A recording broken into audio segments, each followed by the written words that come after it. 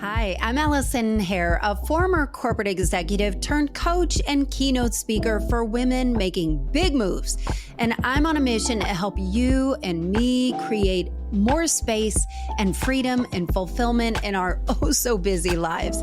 Welcome to the Late Learner Podcast, where here we are ditching the outdated norms, the ones that we were all taught to live in, and we find more modern solutions that just plain work better for you. So what are we late learning today? Well, speaking of modern, we're actually revisiting a conversation that couldn't be more timely as the school bell rings again. And if you're like me, it's easy to catastrophize the year before it even starts. Is my kid going to get bullied? Are they going to be the bully? Are they going to have friends? Are they going to get good grades? Are they totally addicted to their devices? What if they get into drugs or porn and all of this stuff? What are they going to see online that I don't have control over? As our kids grow older and get more independent, will they make good choices? Have we done a good enough job? So this is what's interesting about this. We talk about more modern approaches, but in this case, we are flipping the script a little bit. What if we could turn the clocks back and raise our kids old school, like Stranger Things, 80s style? I talked to parent and teen coach Cindy Robinson about the risks, the stats, the safety, and some massive benefits that can totally be accomplished. And I bet you're listening to this. I did the same thing. There's no way in hell. You are probably feeling a lot of resistance, but I challenge you to hear this through and see where you land. And what I promise you is you're going to walk out of this episode with a completely new and effective toolbox at your disposal. A couple of notes before we begin. Again, we are revisiting this.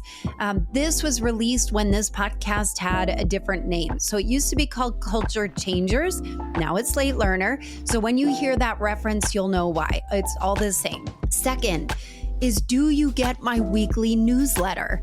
Are you on the list? It is a completely free way to go one-on-one with me. Every week on Thursdays, I am searching high and low to find more modern approaches and ways to help you and me live life better. And I am oversharing some personal stories in a bite-sized fashion. So if you know someone who should know me, it is also a great way to connect them. But what I would love is be sure to sign up at AllisonHare.com/blog. Lastly, if you are looking for some one-on-one support, if you're looking to make a big career or life change and you are wanting somebody in your corner, like, hey, over the next 3 months, over the next 6 months, where could I be if I had the right clarity, support, strategy, execution, and accountability?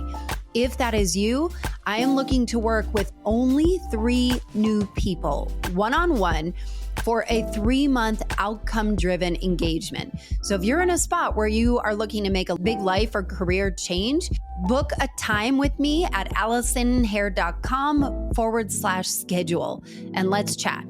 Don't run out into the street. I don't want you out of my sight. Don't play on the front porch. Don't leave the property. Watch where you're going. Look both ways. As a parent, do you find yourself in a constant state of panic that your kids are going to get run over by a car or get abducted? I live in the city. I'm always on high alert. When I was growing up, the front door was always unlocked and I could wander and play wherever I wanted. And it's no secret, it is a different time now. But what if we rewound our parenting ways back to the 80s? Like Stranger Things parents. They're barely existent and the kids have their very own world. Outside of fighting demigorgons, what if you let your kids just be? Go where they want. Have more freedom and autonomy. What if there are studies that show that this could improve your child's mental health and capabilities immensely? Well, if you heard episode 175 of Late Learner about understanding your adolescence, and if you did, thank you for sharing that one. It was a groundbreaking conversation starter.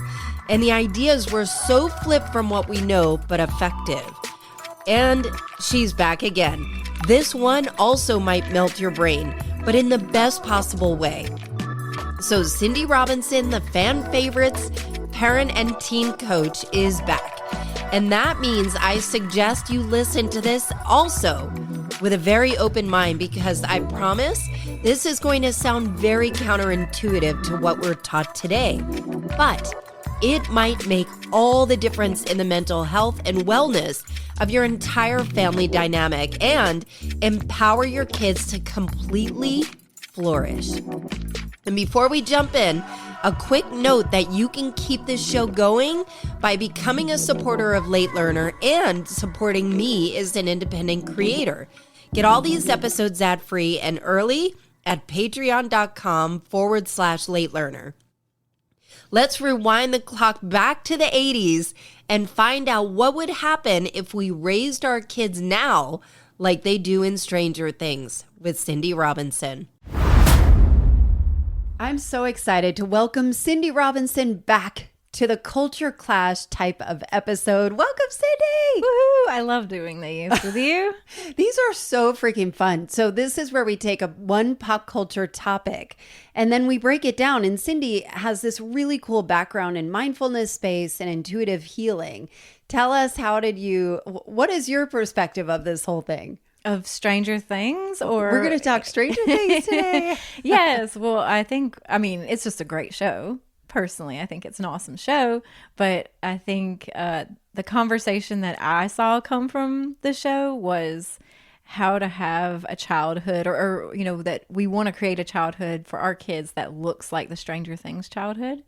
And I just thought, yes, could we please make that so freaking a popular topic? Too. I already am coming up with but what about, wait, what about, it's not all that it looks like. And Cindy, can you tell us your background? Sure. So I do what's called intuitive healing for parents and teens. If it sounds made up, it's because it is. But it basically just means helping parents find their intuition so they can parent in a way that feels actually authentic and not through their own childhood trauma. And then I work with teens who are just having usually at the intersection of ADHD, anxiety, or OCD, having two of those three diagnoses, helping them understand that on a deeper level so that they can move forward empowered in their diagnosis versus ashamed of it. That is such deep work too. And so that's why I like parenting and the concept of parenting. And do you like Stranger Things? Is this like a show for you? I'm a big geek for Stranger Things. I love Who's the show. Who's your favorite character? I have two chickens named after characters from the show. So Steve Harrington and Eddie Munson. But no, Steve Harrington is my all-time fave character. Okay. My son cosplays as him. Oh, no way. Yeah. So we're very legit on Steve. What did you think of season 4? I loved it. I loved that it went hardcore into horror. Do you know that the creators have movies that inspire each season? No. Something like that. Yeah. So when they even presented the pilot for the show, they didn't have a pilot. They had clips of Jaws, Goonies, and E.T., I think, that they spliced the films together and then showed them we want to make a show like this. And so each season kind of has these little homages to different films. And so, Freddy Krueger makes a cameo. Do you know this? Oh, I know this. We were cheering in our living room. We were so excited. And so that was Friday. He's Nightmare on Elm Street. Yes. That was one of the inspirations. Yeah, Robert of season Englund. 4. Yeah. So I love the horror twist of the season. What about you? So I love Stranger Things. My husband and I have been watching it, and they actually film right in our neighborhood. And so, where the Hawkins lab is right down the street from us. It's at Emory. And so, and they're always filming there too. So it's kind of fun to see all the filming trucks and all kinds of stuff. So, and then of course the nostalgia, we grew up in the 80s and so much of it, even the wood paneling and the pots and pans they use feel really warm and inviting, even the Eggo waffles and all of that. And I think it's funny that your favorite characters are not 11, You would think 11? Yeah. Why? I think because she's the badass with the superpowers, you know? So that's your favorite character then, is 11. I don't know. I love Dustin. I think I'm a Dustin girl. But yeah, so this summer, my kids kept hearing, now my kids are 9 and 7, and they kept hearing about Stranger Things. And we're like, no, you cannot watch this, you know? And so I guess they were hearing about it in camp and they were talking about it. And they're like, can we watch the trailer? So they'd watch the trailer over and over and over and over again. And we're like, all right. So we're on vacation. It was hot as balls at the beach in Florida. And we spent all day binging Stranger Things with our kids.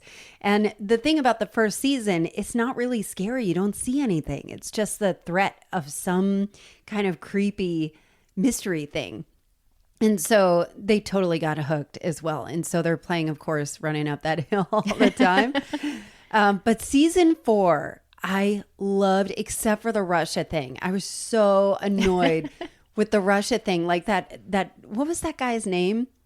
Oh, Slavic. So I don't remember because it wasn't my favorite character. So, but I don't know if you remember Yakov. Yuri. Do you remember who Yakov Smirnoff Yes. was? He was like that, like this goofy thing that would have these awful teeth and would just make these bad, corny jokes and laugh at everything. And I was like, I don't get it. I don't want it. I don't want any of it. I want like the love story. I want the little crafty, smart kids that have no parents that are running around Hawkins, saving the world. I'm all about it. So, but I wonder, because there was an article that came out, was it in Wall Street Journal or New York Times about the Stranger Things childhood? Yes. It was New York Post. New York Post. Okay. Yeah. And what did it say? It said, and the article had holes to be filled, if I'm being honest. But I liked the gist of it. I liked that it was going viral. That we should be trying to provide a Stranger Things childhood for your kid. It was like the case for giving your kid a Stranger Things childhood. So you and I have talked about this at length, on the mic, off the mic, about releasing the reins a little bit more on our kids and allowing them to have more independence. And then you think of immediately murder, rape, kidnap, death, get hit by a truck, you know, like, and then you just pull them right back in. So what did it say in the New York Post? The article basically laid out what a Stranger Things childhood would look like, and the case for why would we want to raise our kids that way. So the reason, like what it would look like, would be less structure, less things to have to do after school, a lot more coming home from school and going out with friends unsupervised by adults. A lot more boredom, like a lot more just locking the kids out, kicking them out, making them go play, and not really knowing where they are all the time. So what's the feedback been? Well, I think the article went viral. And I think a lot of people love the idea of it because they remembered their own freedom in the 80s. Yes. They remembered all the stuff that they did and all the forts they built and all the cool. Yes. That's why we love Stranger Things, because it reminds us of that time. But now are wondering, well, like, why did I bring them inside? Like, why don't my kids have that? And it's this idea that it is a more dangerous world or something, but it's actually not at all. So I think the response is, I think a lot of people think in theory that sounds awesome, but I don't know that people are actually taking the steps to move forward and do it. So how do you even begin? So as I'm thinking, okay, so when I think about my own childhood, is that I grew up in an affluent neighborhood in New Jersey. It was really hilly. You know, each house was really far from each other, but there was a lot of woods to play in. And so we would play like horror movies in our own woods and stuff. And I remember my brothers used to pop off my Barbie head off the like tray where you could do the hair and makeup. And they would like burn the red ring around the milk carton onto the face and make it look scary and just scare the shit out of neighbors, you know, like just pop They would like half burn the Barbie head and put it on a broom handle and just mess with people. And so all of this is done obviously without parental supervision and, mom and dad hanging out with the crafts, Yeah. like it was a different time. And so we left the doors unlocked. There was a lot of kids in the neighborhood. We all would run out and be with each other. So there was so much less supervision. But then I think about latchkey kids, back then as well, had such a big stigma. Like, what? Your mom has to work? Why isn't she home? And so I wonder about with phones, with the added danger, at least from a perception perspective. How is it more safe now than it was then? Oh, well, just statistically, every possible crime rate that we were worried about then, it wasn't even that high then, but it's lower. I mean, just kidnappings don't happen from strangers. I mean, I don't want to say they don't happen. Of course they happen, but the statistics are like... What are the stats on it? I don't have that one off the top of my head, but it's ridiculously low. Ridiculously low. I'll do a post and in on fact, it. the I'll New do some York homework. Post article, I do believe, lays out what that statistic is. But murders, all these things. So the scary things that actually happen to people in real time happen from people they know. And we always just had this stranger danger, this idea that only strangers did Sex these things. trafficking is so big. It's very popular. Yes. Sex trafficking. However, how sex trafficking most often happens is it starts online. And they establish a relationship with a young person online, and they convince that young person to come and meet them somewhere in public. So sex trafficking, we picture just somebody getting like snatched up off the street while they're playing with a group of friends, but that statistically is not the most likely way for it to happen. Statistically, it's starting online. That's why sex trafficking could go up so much, is because we, just like online, like the internet connected all of us, it also connected, pedophiles and rapists and sex traffickers. So they built a stronger network, and they literally have a manual on how to, get to groom kids and get them to, figure out which kids are susceptible to trafficking, and they use that information. But this stuff isn't happening on the playground, really, like we think it is. So your kids are safer. They were safer than you were when you were playing outside in the 80s. And I do know the mortality rate for high schoolers is 0.5%. So 99.5% of teenagers make it through all their shenanigans, in high school. So, if you're worried about, but what if, that's just not very likely that anything will happen. I feel my body even start to tense up just thinking about this. And Cindy and I had a conversation. This is probably a year or two ago. And you had, as you always do, you present an idea that I'm like, fuck no. And then you explain it and I'm like, oh, that makes sense, Sorry. And that was, like my kids should be able to walk out and go down the street and buy themselves an ice cream without supervision. And so I was like, yeah, but what if they get hit? Like my husband immediately thinks, like they run out into the street, people are crazy driving. They're going to, we live in the city. And so you live out in the exurbs. I guess this would be the exurbs. It's rural, yeah. Kind of rural. And so it feels like there's a lot of space here, whereas in the city it is not. And you say it's even safer in the city. Oh, yeah. You have more eyes, watching out for your kids. Your kids have more people they can go to for help that are likely to be safe people. You should walk with them across the street first. Like don't just lock your 4-year-old outside and be like, good luck out there, buddy. Like walk with them, show them how to be safe. My whole thing, and I learned this from Julie Lithcott-Hames, who does a really good TED Talk, but she has a book called How to Raise an Adult. And her whole thing is do it with them, watch them do it, and then let them do it on their own. So, all these things that if you want to give your child the Stranger Things childhood, like first go out with them, show them what spaces are safe, what's private property, where they can and can't be. And then kind of watch them go and be on their own. But then eventually take your eyes off. Because like you said, somebody would have stopped your brother at some point from burning the Barbie head and tormenting people.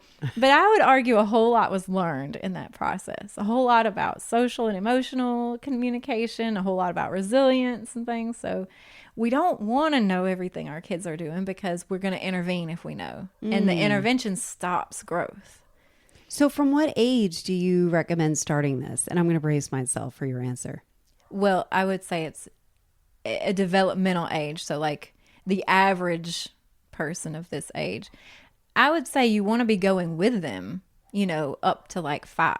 Oh, my God. And then you want to observe them, from maybe like, it depends. But if they're an average responsible kid for their age, then 5 to 7, you want to observe, maybe you see them over across the street on the playground or whatever. But then you really want to allow them to go play. Now they have to prove that they have earned the ability to do that. So if they're making really risky decisions while you're watching, what are risky decisions? What is like a red flag and what is like, Mama, you need to back off. It's okay. I would just say anything that has an obvious outcome of harm, and I could sit here and give you 1,000 examples. But you have to ask yourself as a parent, like, is this an obvious outcome of harm or am I projecting way into the future to see any kind of harm? Well, I think that's the problem is the catastrophizing, that we are so guilty of doing. Yeah. And so I thought about your idea and I talked to my kids and I could tell they want more independence. Like they crave it. I could tell they want to kind of spread their wings a little bit. And I don't think that means they want to go wander out and Ponce City Market and just, buy some candy by themselves. I don't know.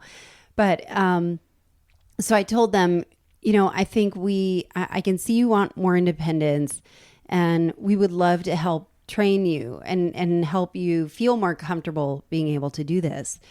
And what happened was they're like, Mom, can we see there's like a house under construction. There's a big pile of dirt down the end of our street. Can we go? And so I was like, yeah, that sounds good. So I texted everyone on the neighborhood and said, my kids are fine. Can you keep an eye out? Just keep your eyes out on them. We're teaching them independence. We're trying to teach them that. So I felt like that was good. But then I immediately went into overdrive and I was like, if you see anybody who looks weird or asks you for candy, you run the hell home, like you scream or you find or whatever it is.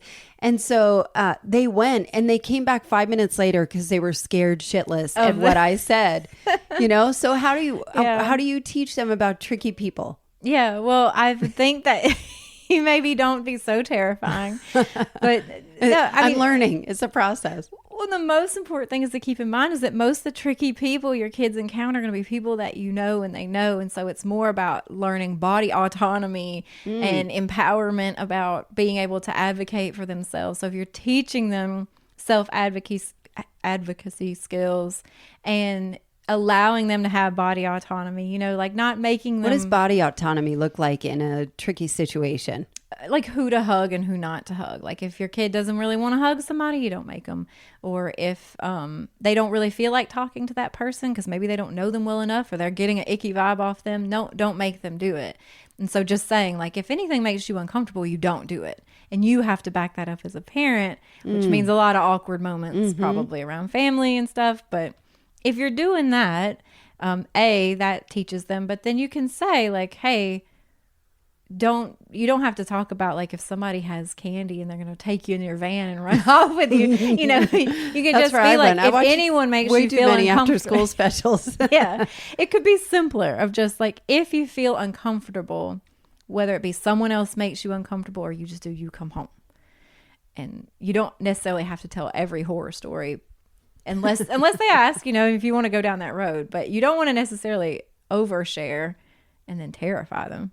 So if they're not near home, how do we tell them to escape a tricky situation?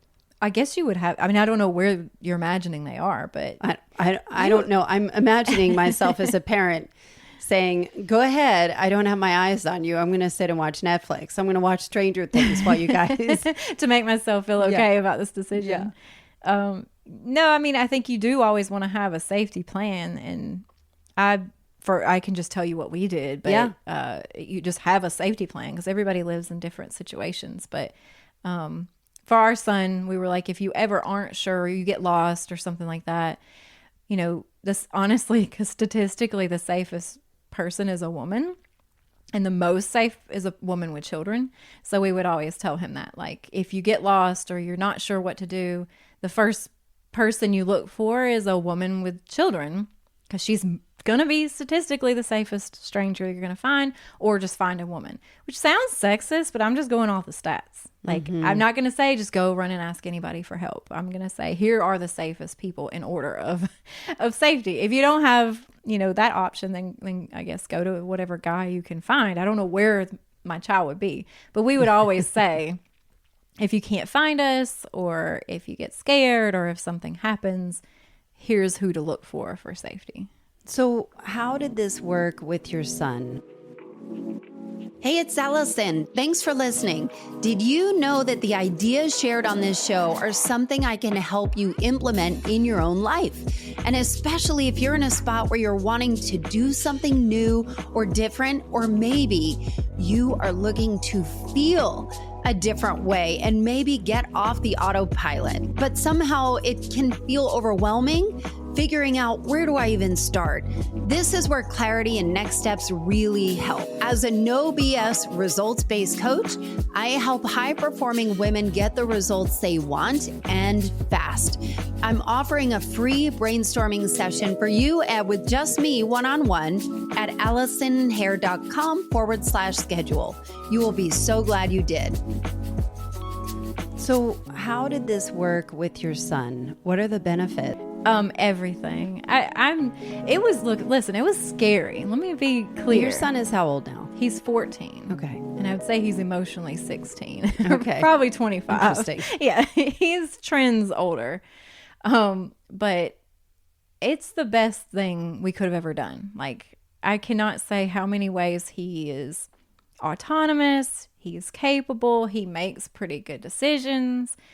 But you have to start earlier. I feel like we look at teens and we want them to just be ready to make good decisions, like right out of the gate. And then they're like, well, I can't give my teen autonomy. That's what I hear a lot of, is like, oh, I can't give them autonomy because they've proven that they'll make this or that mistake.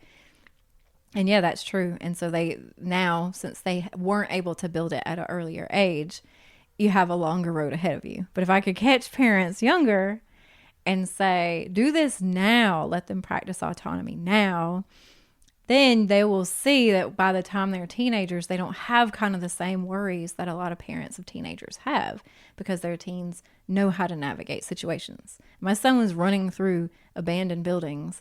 We timed this out. I asked him, I was like, what age were you then? He was like between 8 and 10 years old. And he was running in abandoned buildings. That was not where he was supposed to be. Yeah. He said it's the best memory of his life.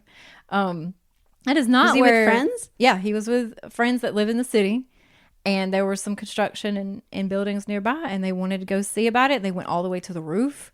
I'm sure a million safety hazards along the way, but I didn't know about that. I would have stopped him at the time if I had known about it, but good thing that I knew to let kids go play, because he says that's some of the best memories that he's ever had. And he learned so much about how to be safe, and what's too far and what not to do, and what friends have different influences, and he bonded with people. So just saying. So it sounds idyllic, like I think of abandoned buildings, and I remember going into literally abandoned insane asylums and how fun that was, with friends, dark at night with flashlights. And it was really, really fun. And I think if you're thinking about Stranger Things, like, these were clever kids, right? Like they were autonomous. They looked out for each other. They had really strong bonds. And they were smart. Like, they were really smart. They could problem solve and use their own strengths to problem solve together. And so one of the things you talk about a lot that I think needs to be addressed is how important it is for your kids to make mistakes and to get in trouble. Yeah, that's how you learn what you're capable of. Is that you push too far and you make a mistake, or you test out a certain theory about your identity and you realize that's not an accurate, identity for you to wear. Yeah, mistakes. I love them. I'm a big fan. You have to be okay with it.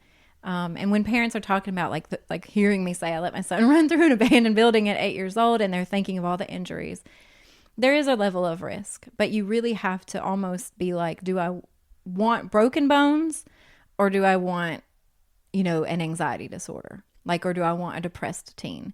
And I don't mean to make So talk about the stats around that. So if it is, I think that's what's important to draw the conclusion or conclusive evidence or statistical data on, because kids are so overprotected that they start to inherit some challenging coping mechanisms that leave them how? Usually depressed. Like, if you take away any human's autonomy, then the purpose for living goes away with that.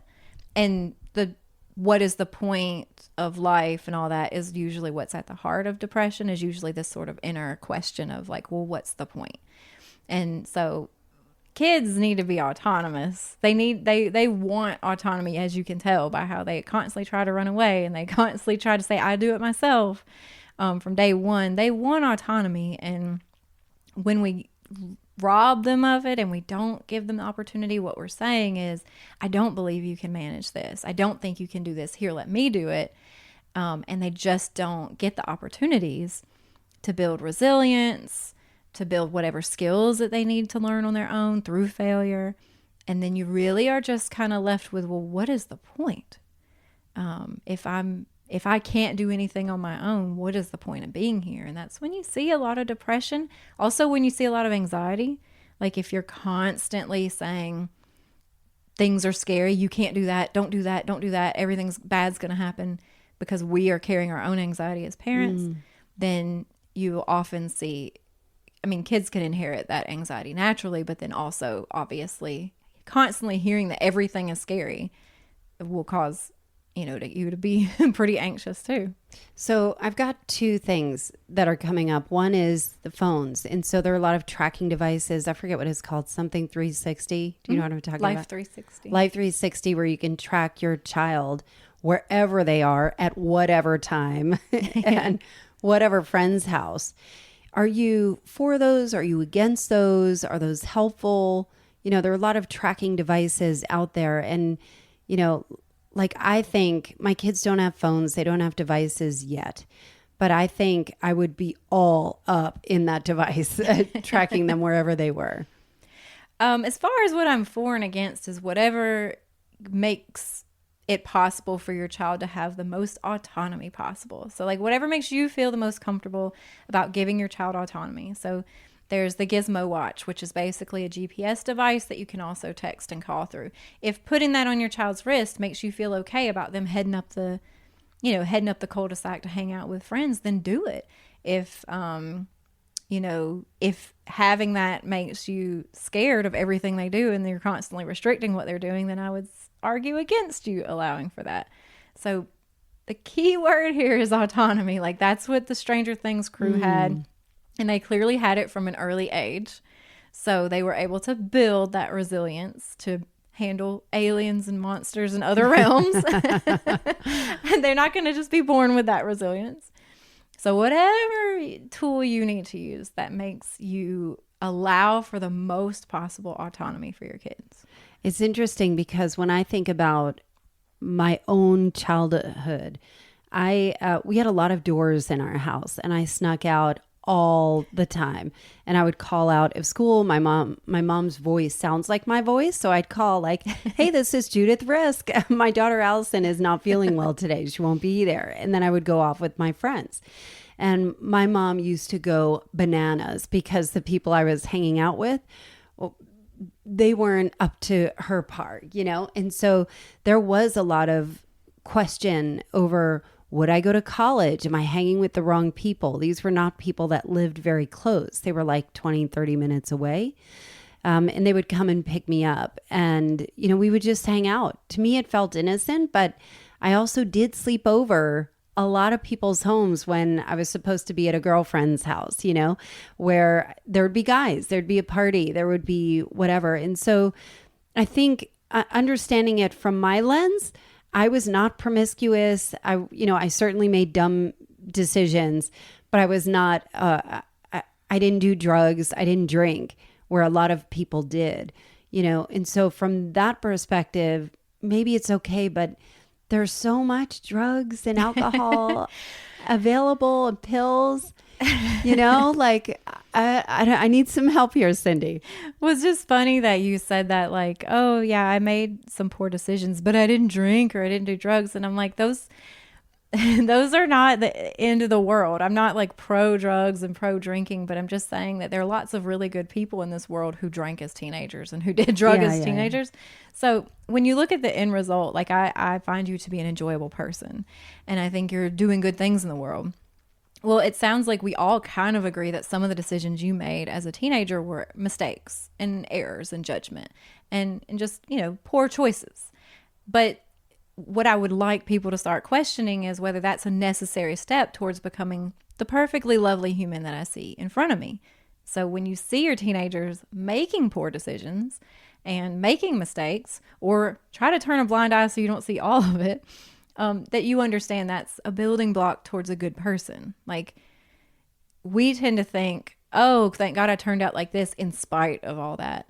But it's because of all that you learned things from making poor choices, and you learned things from choosing friendships that were bad or relationships that were toxic. All of that was really necessary for you to learn who you ultimately are. You have all this sage calmness about this. And I don't, I wonder about like the words to say. You say this a lot, that your job as a parent is to give them a safe place to fall.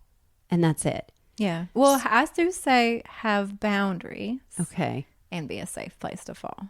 So if it is a safe place to fall, how do you create that environment with your child and setting the proper boundaries that aren't too overbearing, allow them autonomy, but when your immediate instinct is to fucking ground them and rail on them and, whatever. How do you handle those?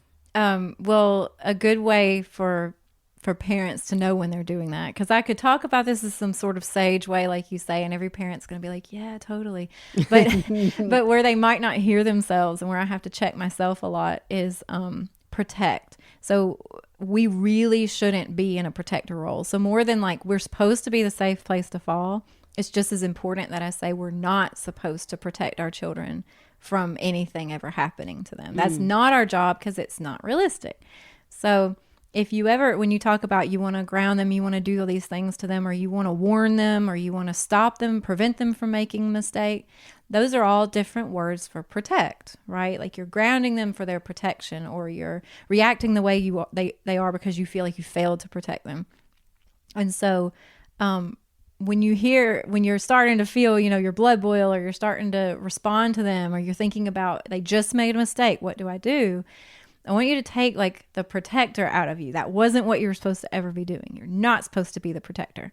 Because if you're thinking of yourself as a protector, say your child might make a poor choice, and you're going to go ahead and assume that they might, you're going to take that choice away from them and prevent them from making that poor choice.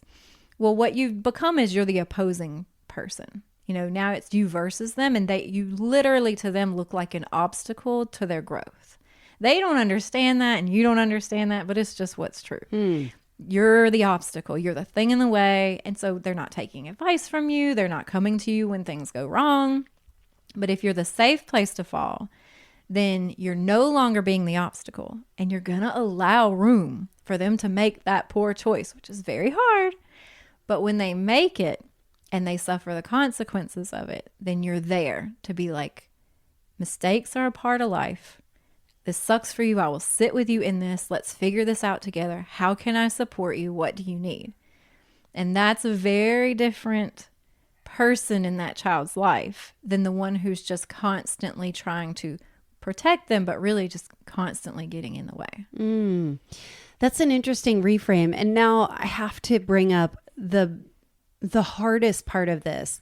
is something you can't control, is that society is not set up for this. And so all the other parents, you know what I mean? Like, how do you convince them that your child is safe? And, you know, if your child goes out to somebody else's who lets them, you know, play, I don't know, Fortnite or connect with weird people or whatever online, you know, or watch porn, who knows, who have more lax parents, who knows. How do you handle that? How do you handle and change society, Cindy? Go. You can't. But that's the thing. I mean, the thing about Stranger Things, none of those kids had the cops called on them. You know, well, I guess maybe they did. What's a little name? bit. Yeah, but to help. But the parents weren't, you know, punished. There were other kids outside to play with. There are lots of factors about, you know, the Stranger Things childhood that don't necessarily exist. It has to be intentional. So what was sort of the default in the 80s now has to be something you make intentional. And it literally means you have to find a group of people who think the same way that you do. There's Facebook groups for this. What are those Facebook groups? Oh, it depends on your area. So you want to find one. I think the one in our area is called Wild and Free. And then what do you look for? Like, what is there a search that could kind of bring up people like this? Usually if you can find like if you have younger kids, nature parent groups, you know, that go out in nature, usually they're going to be kind of the odd duck parents that are looking for a more free range childhood. Or, you know, and that's the thing, that's if you're starting early.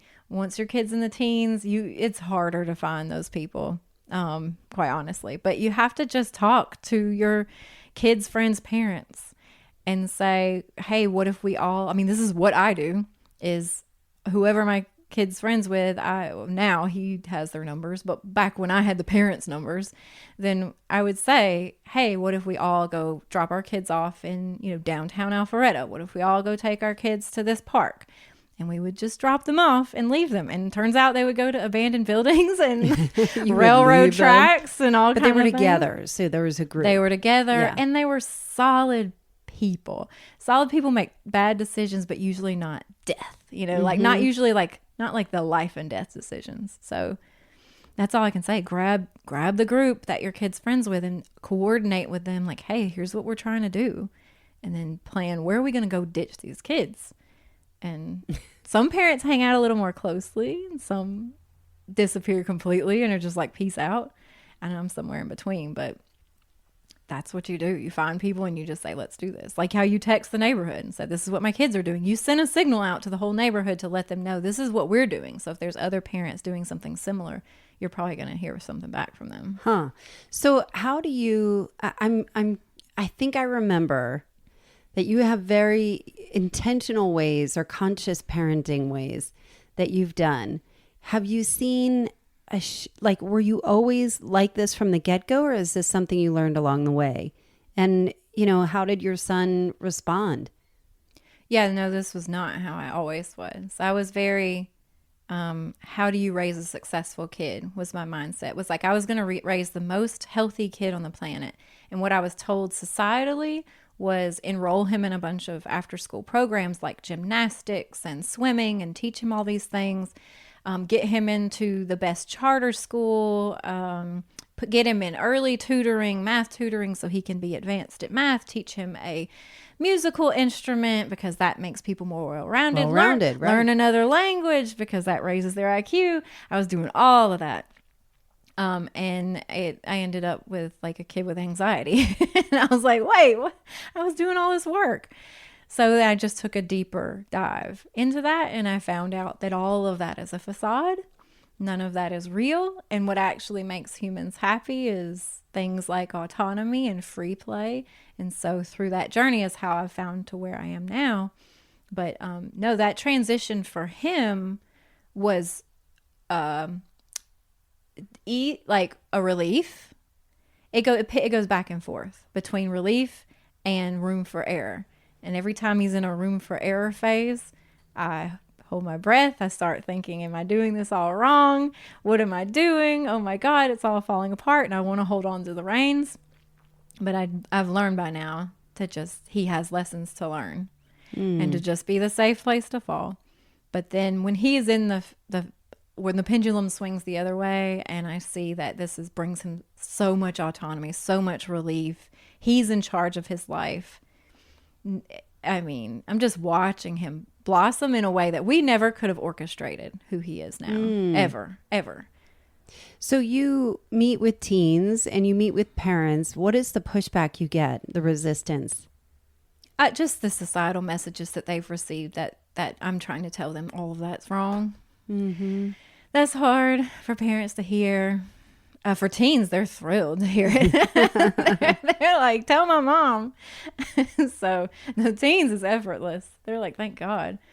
But no, the parents, it's hard to hear that you put so much work and so much energy and effort into something that actually hurts them.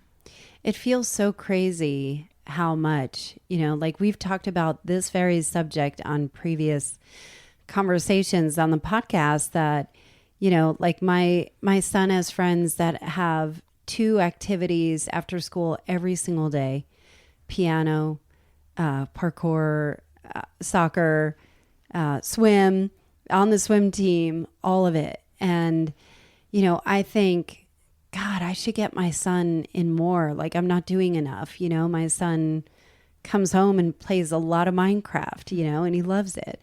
And I think it's really hard because of those societal messages to kind of hold your ground and try something different. Oh, yeah, it's hard. You have to reconcile all your issues with like playing a role, like being a good girl. Like for me, I had to face a lot of stuff that was like, just be a good girl, and just if you do the right things, then you'll get rewarded. And so I had to deal with, no, I'm playing the long game. Mm-hmm. And my kid's not going to look that impressive for a really long time.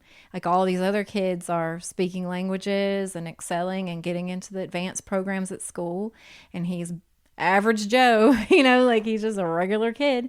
And he's pretty exceptional, actually. Well, now he's coming forth, yeah. I think, in a way that externally people appreciate.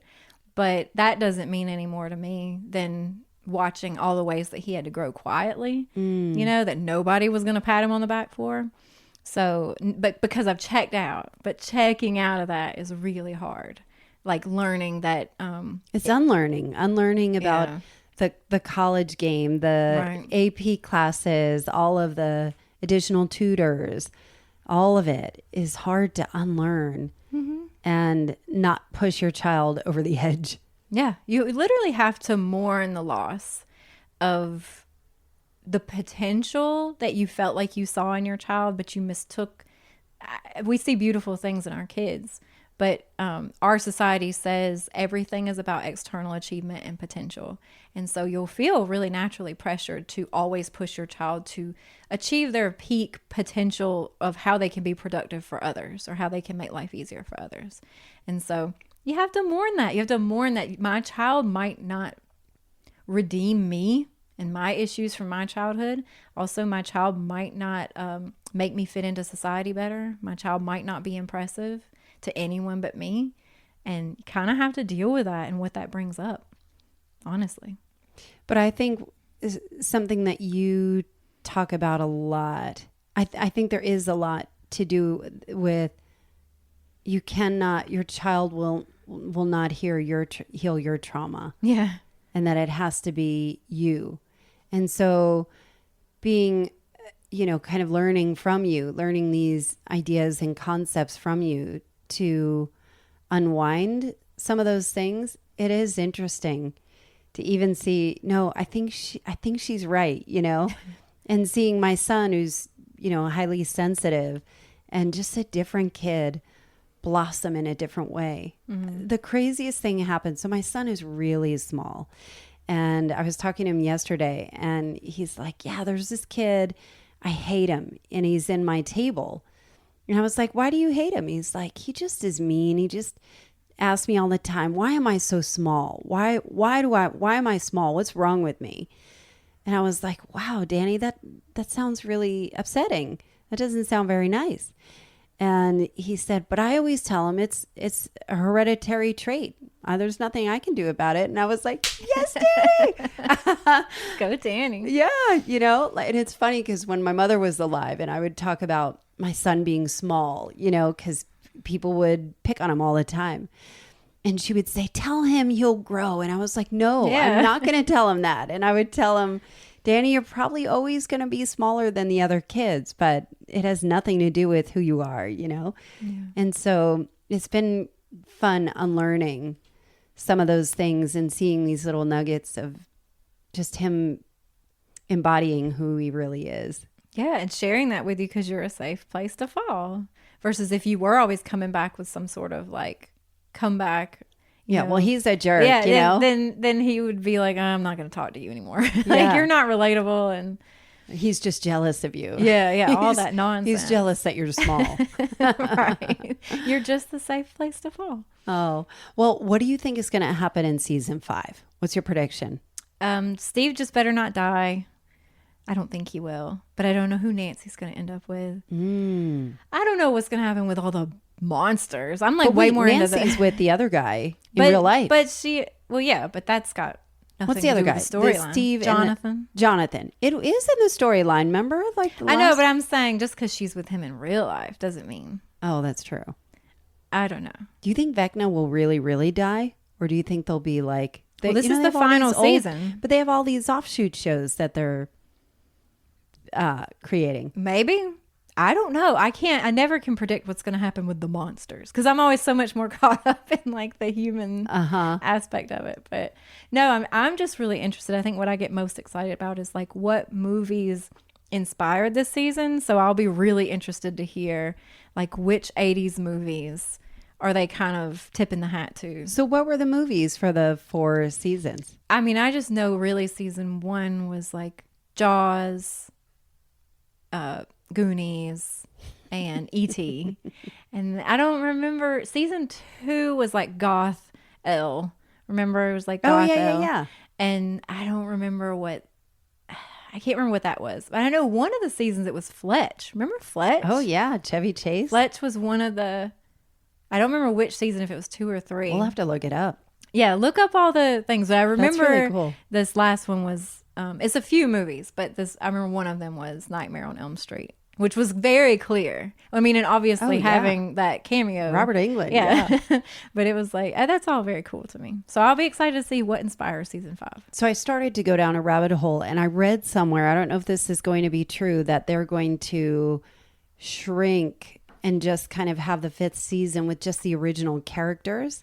Which I love Maya Hawke. What's her name? Robin? I love her. I'm such a fan of Ethan Hawke and Robin. I don't know, but who said that? I saw it in some article. Why did they throw us all these new characters just to... I don't know. Because everybody fell in love with them. Yeah, I don't know. I don't know. I'm kind of Erica will be there? I don't know.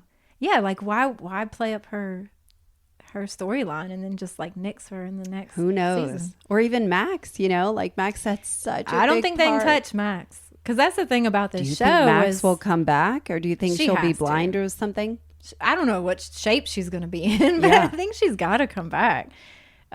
What's funny about the show for me and working with parents and teens is when season 1 came out, it hit us. It hit the nostalgic crew. It hit Gen Xers. And then by season 4, because there was so much time between the seasons, season 4 was actually kind of the first time that Gen Z got a hold of the show. And so now it's had this huge resurgence of interest from a Gen Z level. And now they're wrapping up in their final season. Like, what are they going to do with that? The fact that they have so many new fans that are from a completely different generation. That's really fascinating to me. That's insane. Like, what are they going to do? Well, thank you so much, Cindy. This was such a fun conversation. Yes, thanks for having and me. Scary, but promising, hopeful. And strange. It was strange. It was a strange conversation. Until next time.